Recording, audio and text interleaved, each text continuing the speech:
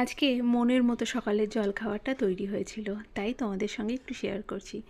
বানিয়েছিলাম গরম গরম একটা রুটি, আর তার সঙ্গে বানিয়েছিলাম সকালে একটু ফুলকপি আলু সবজি, তার সঙ্গে অল্প একটু গোবিন্দভোগ চাল দিয়েছিলাম। গোবিন্দভোগ চাল দিয়ে না ফুলকপি আলু সবজিটা ভীষণ সুন্দর লাগে খেতে, জানো। সেটা তুমি রুটি, পরোটা, লুচি বা ফ্রাইড রাইস, ভাত সব কিছুর সাথে যেন অপূর্ব লাগে এই খাবারটা খেতে। চালটা প্রথমে ভেজে তুলে রেখে দেবে, সে গোবিন্দভোগ চালই নেবে, অন্য চালে কিন্তু হবে না।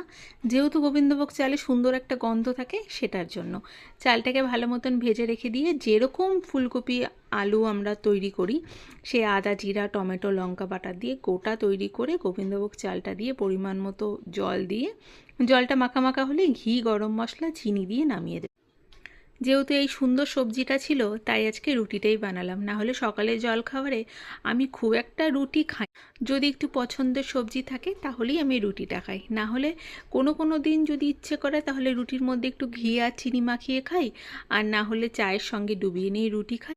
বেশিরভাগ দিনই আমি একটু ব্রেড বা ধরো চা দিয়ে বিস্কিট এই সব জিনিসই খেয়ে থাকি সকালবেলা। রোজ দিনের সকালের ডিউটি আমার কর্তামশায়ের। সকালবেলা ঘুম থেকে উঠে আমার জন্য 1 কাপ গরম জল আর দুজনের জন্য 2 কাপ করে লিকার চা বানাবে।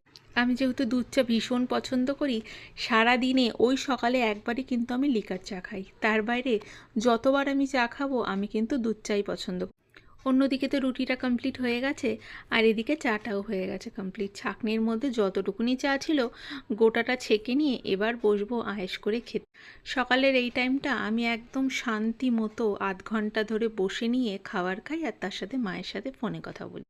এই সময়টা কোনো রকমের কোনো কাজের তাড়াহুড়া করি না, বা কোনো রকমের খাবারেরও তাড়াহুড়া করি না। এই খাবারটা শেষ হবে, তারপর শুরু হবে আমার আস্তে ধীরে বাদবাকি সমস্ত কাজ।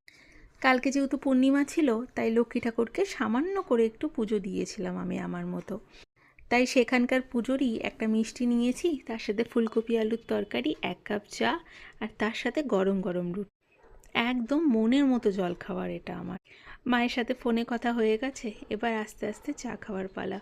চাটা খাওয়া হয়ে গেলে তারপর এক এক করে যাব রান্নাঘরে সমস্ত কাজ সারতে। রান্নাবাড়িটা হয়ে গেছে, তাই এখন বাদবাকি কাজগুলো আস্তে আস্তে কমপ্লিট করার পালা। ফুলকপি সবজিটা যেহেতু করেছি, তার সাথে 1 পিস মাছ ভাজা করে নেব, সেটা দিয়ে আমার দুপুরবেলা খাওয়া হয়ে যাবে আজকে।